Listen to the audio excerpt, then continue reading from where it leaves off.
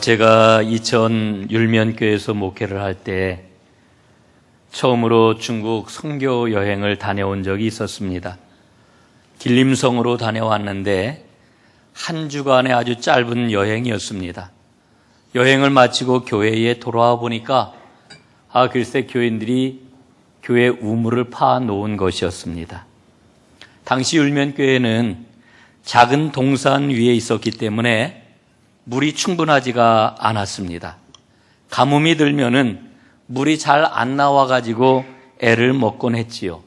그래서 늘 교인들과 우물을 파야 되겠다라고 하는 이야기를 입버릇처럼 입에 달고 살았던 것이지요. 그런데 제가 없는 사이에 우물 파는 업자가 장비를 가지고 동네에 우물을 파러 들어온 김에 아주 싼 값에 저렴하게 우물을 판 것이었습니다. 아마 시골에서 옛날에 지내셨던 분들은 우물 파는 장비가 뭔지 아마 다 아실 것입니다. 그래서 우물을 파는 거예요.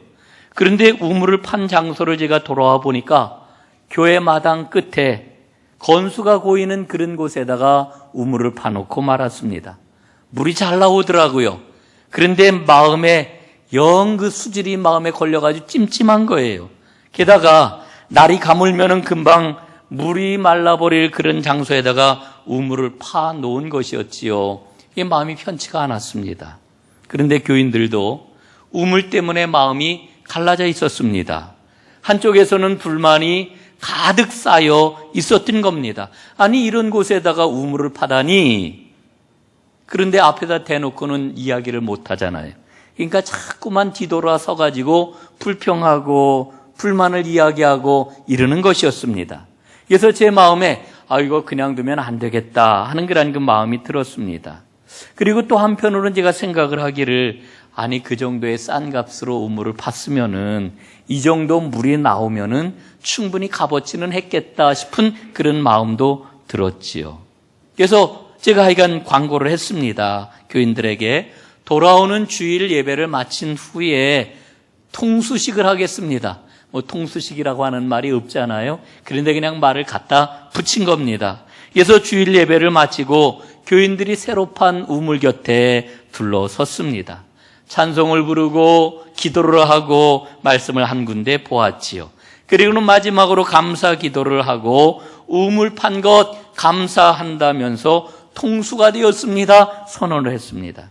그리고 마지막 순서 한 가지를 남겨두었습니다. 그 순서가 뭐냐? 컵을 잔뜩 준비해 놓았거든요. 컵을 하나씩 다 나누어 주었습니다. 그리고는 물을 한 사람씩 받아가지고 그 받은 물을 서로에게 나누어서 건네주며 마시게 했습니다. 물을 다 마셨습니다. 물을 마신 후에 제가 물어보았지요. 물이 맛있지요? 그랬더니 사람들이 억지인지 진짜인지는 모르지만은 맛있네요 그러는 거예요.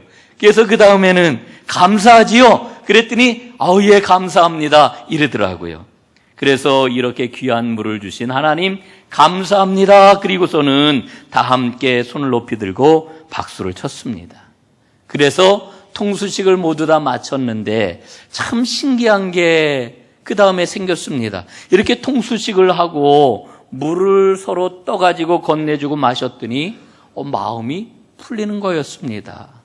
제가 그날 그 경험을 통해 가지고 깨달은 것은 서로 다른 생각을 가지고 있지만 때로는 불화하는 그런 그 마음을 가지고 있지만 그러나 억지로이긴 하지만 혹은 밖에서 강제가 되어 가지고 하는 일이긴 하지만 서로 받아들이고 서로 인정하는 구체적인 행위를 하니까 마음이 훨씬 더 잘 풀리는구나 하는 것을 그날 깨달았습니다.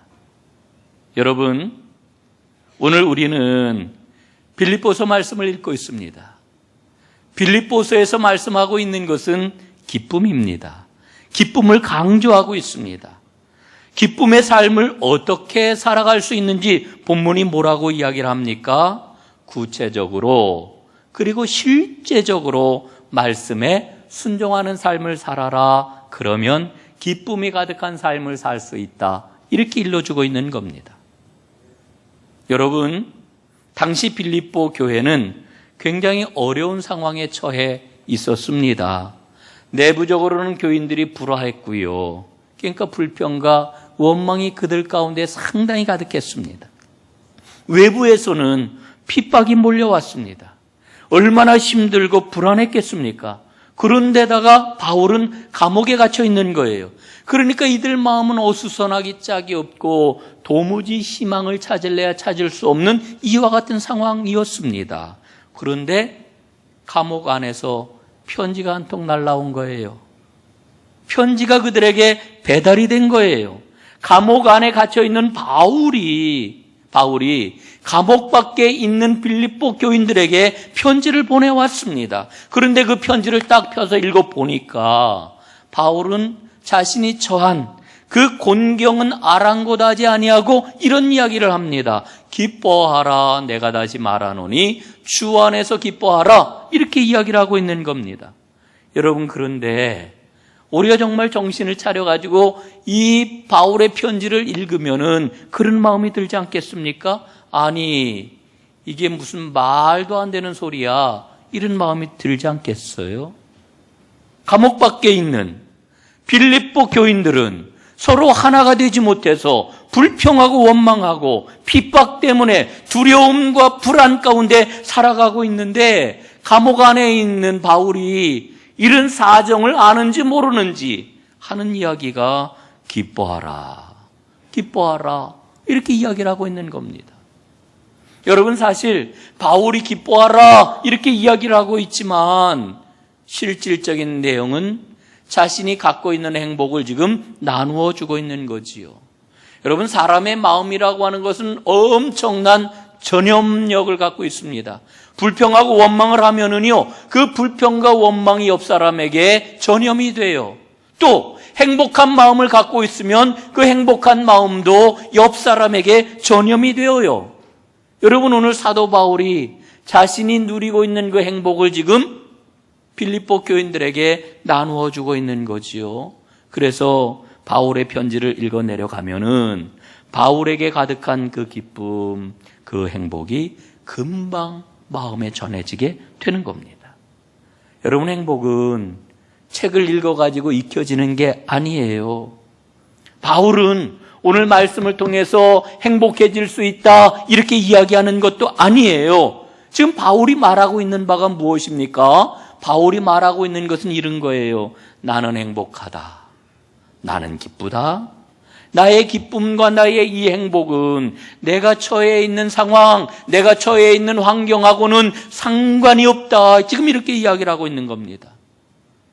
여러분, 바울의 이 말씀을 들으면서 어떤 생각이 드십니까?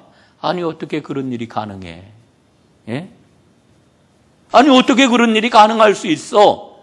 여러분, 이런 생각이 들잖아요. 그런 생각을 갖고 있는 우리에게 바울은 뭐라고 이야기를 합니까? 주 안에 거하라, 그리하면 기뻐하는 삶, 행복한 삶이 가능하다, 이렇게 대답을 하고 있는 겁니다. 그러니까 바울의 대답은 뭐냐 하면은 주 안에서라고 하는 것, 이게 바로 오늘 가장 키포인트가 되는 그런 말씀입니다. 메시지 성경을 보니까요, 이 주 안에서라고 하는 말을 하나님께 푹 빠지십시오, 이렇게 번역을 하고 있어요. I mean, 레벌린 힘이라고 하는 이런 그 말로 번역을 하고 있는데, 이 말은 레벌린 힘이라고 하는 게 뭐예요? 즐겨라 그러는 거예요. 즐겨라. 그를 즐겨라.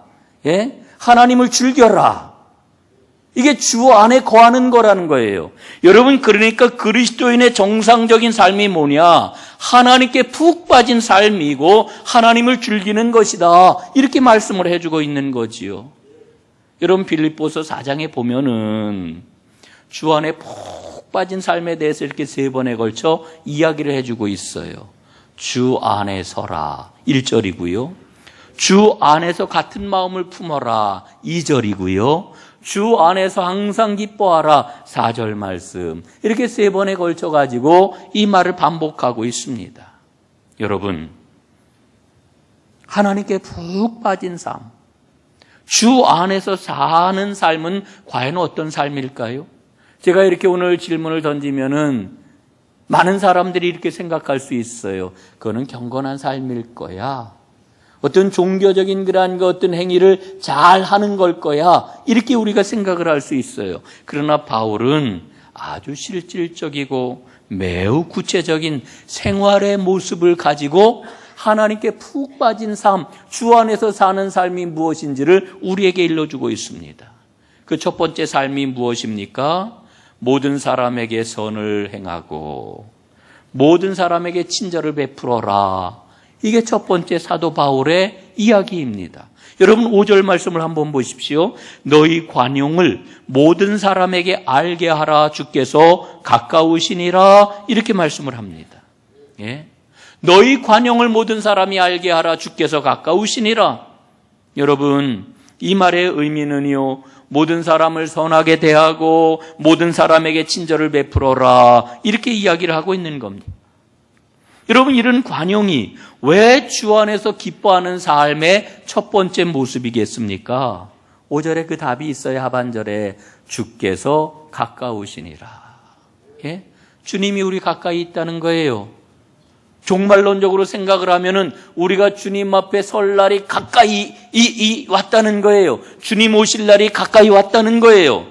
그렇기 때문에 우리는 관용을 베푸는 삶, 사람을 선하게 대하고 친절을 베푸는 삶을 살아야 된다라고 일러주고 있는 거지요. 여러분 우리가 믿음 생활하면서 가장 큰 복이 뭔지 아십니까? 나를 보는 거예요. 나를 보는 거. 말씀 앞에서 나를 보아야 하고요. 주님 앞에서 나를 보아야 해요. 근데 많은 사람들이 나를 보는 것을 자꾸만 놓쳐버리고 잊어버리고 살아가지요. 여러분 생각을 해보십시오. 나는 주님 앞에 용납받을 수 없는 죄인이에요. 그런데 주님께서 나를 용납하시고 관용을 베푸셔서 나를 용서하셔서 주님의 자녀가 되었단 말이에요. 이게 얼마나 놀라운 일입니까? 엄청난 관용을 받고 나는 하나님의 자녀가 되었는데, 그런데 여러분 내가 다른 사람을 관용으로 대하지 않는다? 그러면 주님의 마음이 어떠실까요? 내가 너를 이렇게 대하였는데 너는, 여러분 1만 달란트 탕감받은 그러한 그 죄인이, 그 신하가 100데나리온 받은 사람을 용서하지 않아가지고 어떻게 됐습니까? 감옥에 갇혔잖아요. 내가 너에게 그렇게 빚을 탕감해 줬는데 너는 100데나리온 100만 원도 용서해 주지 못한단 말이냐? 예수님 말씀하시잖아요. 사랑하는 여러분, 모든 사람을 선하게 대하십시오. 친절을 베푸십시오. 여러분이 친절을 베풀고 선하게 대하는 것은 단순하게 선행을 행하는 것이 아닙니다. 성경은 이 일 속에 구원이 있다라고 이렇게 일러주고 있는 거예요. 구원이 그 안에 담겨 있대요. 여러분 헨리 나우엔 아마 많은 분들이 아실 거예요. 하버드 대학의 유명한 상담 심리학 교수였고요. 세계적인 명성을 얻은 학자였습니다. 그런데 그가 하버드 대학 교수 자리를 내어놓고 캐나다의 장애인 공동체가 있는데 데이브레이크라고 하는 곳에 들어갑니다. 거기에서 그는 한 사람을 만나게 되지요. 아담이라고 하는 사람을 만나요. 그런데 이 아담은 듣지도 못합니다. 말도 하지 못합니다. 혼자서는 아무것도 할 수 없는 그와 같은 사람이었습니다. 그런데 헨리 나우엔에게 주어진 일이 뭐냐? 바로 그 아담을 돌보는 일을 데이브레이크에서 하게 되었습니다. 난생 처음 장애를 가진 사람을 만나가지고 그를 돌보아야 하는데 어떻게 해야 될지 난감하기 짝이 없어요.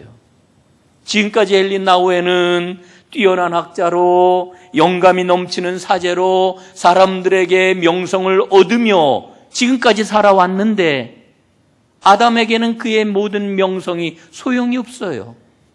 그가 가지고 있는 학식도 아무짝에도 쓸모가 없어요. 헨리 나우엔은 너무나 답답합니다. 너무나 힘이 듭니다. 그러다가는 스스로에게 낙심해가지고 도대체 나는 어떤 존재일까? 아담 앞에서 자신의 존재에 대해서 끊임없이 묻고 또 묻게 됩니다. 그런데 시간이 지나가면서 나우엔은 이전에는 전혀 알 수 없었던 깨달음을 갖기 시작을 했습니다. 아무것도 하지 못하는 이 아담이라고 하는 사람이 나의 큰 선생님이로구나 하는 것을 깨닫게 된 거지요. 이 데이브레이크라고 하는 이 공동체에서 무엇을 해야 되는지, 어떻게 해야 되는지 전혀 말도 하지 못하는 아담을 통해 가지고 하나씩 하나씩 헬린 나후에는 배워가고 있었던 겁니다. 그러면서 나후에는 새롭고도 깊은 영적인 세계가 자신에게 열리는 것을 느끼게 되었습니다.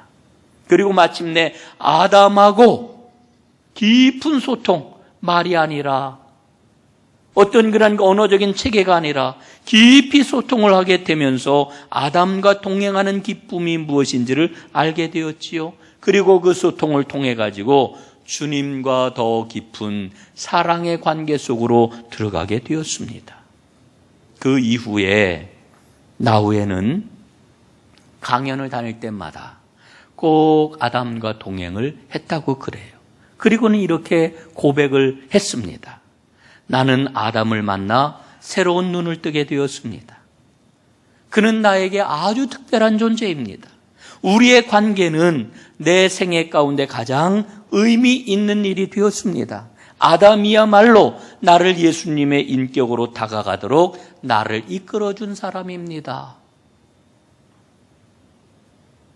여러분, 정말 멋지고 아름다운 이야기가 아닐 수가 없어요. 오늘 한번 여러분과 이런 질문 앞에 우리가 섰으면 좋겠어요. 왜 하나님께서는 우리가 사는 이 세상에 여러 부류의 사람들을 두셨을까? 왜 가난한 사람들과 부자인 사람들이 한 사회 속에서 함께 살도록 하나님께서 하셨을까? 왜 건강한 사람과 건강하지 못한 사람을 함께 살아가도록 하나님께서 하셨을까? 여러분, 그 이유가 어디에 있을까요? 돌아보라는 겁니다. 나누라는 겁니다. 사랑하라는 겁니다. 여러분, 우리는 교회를 공동체라고 이야기하지 않아요? 여러분이 공동체를 통하여 하나님께서는 부한 자는 낮아지는 법을 배우게 하십니다. 하나님께서는 이 공동체를 통하여 가난한 자는 높아지는 법을 배워라 말씀하십니다. 여러분, 부자인 사람이 낮아지는 것을 배워야 하고요, 가난한 사람도 높아지는 것을 배워야 해요. 그래서 하나님께서는 교회를 통해 가지고 하나님 나라를 보여주시기를 원하고 계셔요. 이 말은 하나님 나라를 보여주시기를 원한다라고 하는 말은 하나님께서 갈라진 세상을 치유하신다라고 하는 이야기입니다. 예전에 교회 안에 잘못된 신학이 있었어요. 대표적인 것을 꼽으라고 하면은 노예제도에 관한 신학입니다. 노예제도는 하나님께서 만드신 것이다. 그러므로 노예를 부리고 학대하는 거 전혀 문제될 것이 없다. 여러분, 이게 옳은 신학입니까? 요즘에도 비슷한 생각들이 우리 가운데 있어요. 부자로 사는 것은 하나님이 정해놓으신 것이다. 그러므로 부자로 사는 것은 정당하다. 정당화하려고 그래요. 여러분, 정말 그런가요? 여러분, 교회 공동체를 들여다보세요. 많이 배운 사람이 있습니다. 배우지 못한 사람이 있습니다. 높은 사람이 있습니다. 낮은 사람이 있습니다. 부자인 사람이 있습니다. 가난한 사람이 있습니다. 건강한 사람이 있습니다. 아픈 사람이 있습니다. 하나님은 이 모든 사람들끼리 서로를 돌아보라는 거예요. 받아들이라는 거예요. 사랑하라는 거예요. 그게 바로 하나님의 뜻이고 세상을 치유하시는 하나님의 역사라고 말씀하시는 거지요. 그런데 우리가 관용을 베풀지를 않아요? 관용을 베풀지 않으면, 그러다가 우리가 주님 앞에 서게 된다라고 하면 어떻게 될까요? 우리도 관용이 없는 심판을 받게 될 거예요. 야고보서 2장 13절 말씀 똑똑히 일러주고 있잖아요. 긍휼을 행하지 아니하는 자에게는 긍휼이 없는 심판이 있으리라. 긍휼은 심판을 이기고 자랑하느니라. 사랑하는 여러분, 모든 사람을 선하게 대하십시오. 친절을 베푸십시오. 긍휼을 행하십시오. 그리할 때에 주님이 주시는 기쁨을 빼앗기지 아니하는 기쁨이 가득한 삶을 살게 될 겁니다. 두 번째로, 하나님께 푹 빠진 삶, 주 안에서 사는 삶은 어떤 삶이냐? 기도를 하는 삶이다 일러주고 있어요. 바울은 기도의 사람이지요. 바울은 곳곳에서 기도가 믿음 생활의 요체라고 하는 것을 강조하고 있습니다. 오늘 6절 말씀을 한번 보세요. 아무것도 염려하지 말고 다만 모든 일에 너희 구할 것을 감사함으로 하나님께 아뢰라 말씀을 합니다. 이런 기도는 믿음을 가진 사람의 특권이에요. 그게 우리가 기도하잖아요. 여러분 아침에 일어나서 기도하세요. 저녁에 모든 일을 다 마무리하고 잠자리에 들 때 여러분 기도하세요. 여러분 식사할 때 기도하시잖아요. 감사함으로. 이 얼마나 감사한다는 게 귀한 겁니까? 여러분 사람을 만날 때 기도하세요. 어떤 일을 하든지 시작할 때 기도하시고 진행하면서 기도하시고 마무리할 때 기도하세요. 어려운 일을 만나셨습니까? 혹시라도 병이 들었습니까? 여러분 자녀들에게 해결하지 못하는 문제가 있습니까? 기도하세요. 기도하라고 말씀하시는 겁니다. 하나님은 기도를 통해서 우리를 만나기를 원하십니다. 골로새서 4장 2절에 보니까 기도에 대한 지침을 이렇게 우리에게 주고 있어요. 기도를 계속하고 기도에 감사함으로 깨어 있으라. 예? 기도에 감사함으로 깨어 있으래요. 여러분 계속해서 끈질기게 기도하라 말씀하는 거지요. 깨어서 기도해라 이렇게 말씀하는 거지요. 그런데 또 한 가지 중요한 게 있어요. 감사함으로 기도하래요. 감사함으로. 예? 오늘 말씀도 뭐라 그래요? 너희 구할 것을 감사함으로 하나님께 아뢰라 이렇게 말씀을 하고 있지요. 여러분 그러니까 기도하는 사람은 어떤 사람이에요? 감사하는 사람이에요. 진정으로 기도하는 사람은 감사하는 사람입니다. 여러분 감사가 만약에 우리 삶 가운데 없다라고 하면은 이게 진짜 기도하는 사람일까? 우리는 의심해야 돼요. 예? 감사함으로 깨어 있으라. 사랑하는 여러분, 감사는요 1년에 한두 차례 절기 때만 감사하는 게 아닙니다. 우리가 매일 기도하는 것처럼 우리는 매일 감사해야 되는 거지요. 기도하는 사람은 감사하는 사람이요. 기도하는 사람은 눈을 크게 뜨고 깨어있는 사람입니다. 이런 기도의 사람이 되시기를 주님의 이름으로 축복합니다. 그런데 오늘 본문에 보면은 기도의 사람이 될 수 있는 핵심을 또 한 가지 우리에게 일러주고 있어요. 염려를 어떻게 하라고요? 하나님께 맡겨라. 하나님께 아뢰라. 말씀해주고 있어요. 이런 기도가 뭐냐? 기도는 염려를 하나님께 맡기는 거예요. 여러분 염려 없이 살아가는 사람이 있을까요? 우리는 다 염려 가운데 살아가요. 참 염려가 왜 이렇게 많은지. 한 가지가 지나가면 또 한 가지가 오고 한 일이 끝났나 이런 생각이 들면은 그 다음에 또 다시 염려가 오고 끊임없이 우리는 염려 가운데 살아가고 있지 않습니까? 그런데 오늘 하나님께서 말씀을 통해 우리에게 뭐라고 일러주십니까? 염려를 맡겨라. 그게 바로 기도다. 염려를 맡겨라. 그게 바로 능력 있는 삶을 사는 거다. 이렇게 일러주고 있지요. 여러분 오늘 성경에서 말씀하고 있는 이 염려라고 하는 단어는 헬라어로 메림나오라고 하는 단어를 사용을 합니다. 이 메림나오라고 하는 단어는요 2가지의 말이 합성이 되었어요. 하나는 메리조라고 하는 말이고 또 하나는 노우스라고 하는 말입니다. 이 메리조라고 하는 말은 분리하다, 나누다라고 하는 뜻이 이 안에 있고요. 노우스라고 하는 말은 마음이라고 하는 뜻입니다. 그러니까 이 염려라고 하는 게 무슨 말이냐 하면은 우리의 마음이 갈라졌다는 거예요. 여러분, 마음이 결이 하나인 것, 이게 정말로 큰 복인 줄로 압니다. 우리가 한결 같다 그러잖아요. 마음은 한결이어야 돼요. 그런데 결이 여러 개. 마음이 막 분리가 되고 갈라지고 분열되어 있으면 여러분 얼마나 힘들고 어렵겠습니까? 이 갈라진 마음을 어떻게 하라고요? 주님께 맡겨라. 이게 염려를 맡기는 거예요. 그게 기도예요.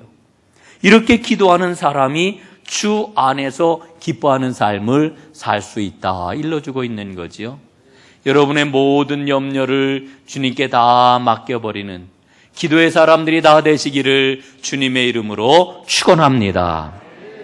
이제 마지막 말씀을 좀 드리겠습니다. 기뻐하는 삶, 하나님께 푹 빠진 이와 같은 삶을 살 수 있는 길이 뭐냐? 실행하는 거예요. 배우고 듣고 본 것을 그대로 실행해라, 실천해라. 여러분, 오늘 본문 말씀은 하나님을 기뻐하라 하는 말씀으로 바꾸어 읽을 수가 있습니다. 주 안에서 기뻐하라 하는 말은 다른 말로 바꾸면은 하나님을 기뻐하는 거예요. 그래야 우리가 우리 자신을 세상에 빼앗기지 아니하고 능력 있는 삶을 살아갈 수가 있는 거지요. 그러면 하나님을 기뻐하며 살아가는 삶의 모습은 어떤 걸까요? 제가 오늘 그 비결을 알려드릴게요. 자, 저를 보지 마시고 옆에 사람을 한번 보세요. 얼굴을 한번 뚫어지게 보세요. 미워하는 마음이 아니라 기뻐하는 마음, 사랑하는 마음을 가지고 옆에 사람을 한번 보세요. 보세요 좀. 제가 여러분에게 요청하는 겁니다. 옆에 분을 한번 보세요. 한번 보십시오. 여러분, 옆에 분, 내 옆에 계신 장로님, 내 옆에 계신 권사님, 내 옆에 계신 성도님, 내 옆에 계신 집사님, 그 안에 계신 하나님이 보이시나요? 아유, 감사합니다. 예. 꼭 보이실 수 있기를 바랍니다. 예. 그 옆에 앉아 계신 분 속에 있는 하나님을 보는 것, 이게 바로 하나님을 기뻐하는 일이에요. 여러분, 이게 무슨 이야기냐 하면은요, 예. 함께 살아가고 있는 구체적으로 매일같이 만나는 형제 자매들 속에서 하나님을 발견하는 것, 이게 하나님을 기뻐하는 거예요. 여러분, 하나님은 사람들 속에서 역사하십니다. 하나님이 어느 날 나에게 직통으로 말씀을 주셨어. 직통으로 보여주셨어. 거짓말일 확률이 굉장히 높아요. 아니면 오해할 수 있는 그런 확률이 굉장히 높아요. 하나님 어떻게 역사하시느냐? 사람을 통해서 역사하셔요. 매일 만나는 믿음의 식구들, 내가 매일 만나는 형제 자매들을 통해 하나님 역사하셔요. 그 속에서 역사하시는 하나님을 발견할 수 있어야 돼요. 예? 여러분, 그러기 위해서는 오늘 하나님께서 무엇을 우리에게 요구하고 계시느냐? 여러분, 오늘 말씀을 들었잖아요. 말씀을 읽었잖아요. 날마다 말씀을 여러분 보시잖아요. 그 가운데 깨달아진 그 진리를 그냥 묵혀두지 말고 행하라는 거예요. 예? 그 진리를 행하라는 거예요. 사람들 가운데 실천하라는 거예요. 그게 바로 하나님을 기뻐하는 삶입니다. 그럴 때 우리는 만족하는 삶을 살 수 있고 기쁨이 충만하여 기쁨을 빼앗기지 아니하는 하나님이 기뻐하시는 삶을 살아갈 수가 있는 거지요. 여러분, 교회 안에서만 그리스도인, 이제는 주님께서 지쳐하십니다. 교회 밖에 나갈 때 우리는 진정한 그리스도인이 되어야 해요. 여러분, 오늘 본문의 8절과 9절 말씀이 바로 그 말씀 아니겠습니까? 이제 말씀을 마무리하겠습니다. 오늘 8절과 9절 말씀, 제가 메시지 성경으로 여러분에게 천천히 다시 한번 읽어드리겠습니다. 마음에 잘 새기시고 오늘 말씀을 잘 정리하시기를 바랍니다. 친구 여러분, 참된 것과 고귀한 것과 존경할 만한 것과 믿을 만한 것과 바람직한 것과 품이 있는 것을 마음에 품고 묵상하십시오. 최악이 아니라 최선을, 추한 것이 아니라 아름다운 것을, 저주할 만한 것이 아니라 칭찬할 만한 것을 생각하십시오. 내게서 배운 것과 여러분이 듣고 보고 깨달은 것을 실천하십시오. 그러면 모든 것을 협력하게 하시는 하나님께서 그분의 가장 탁월한 조화 속으로 여러분을 끌어들이실 것입니다. 아멘. 기도하겠습니다.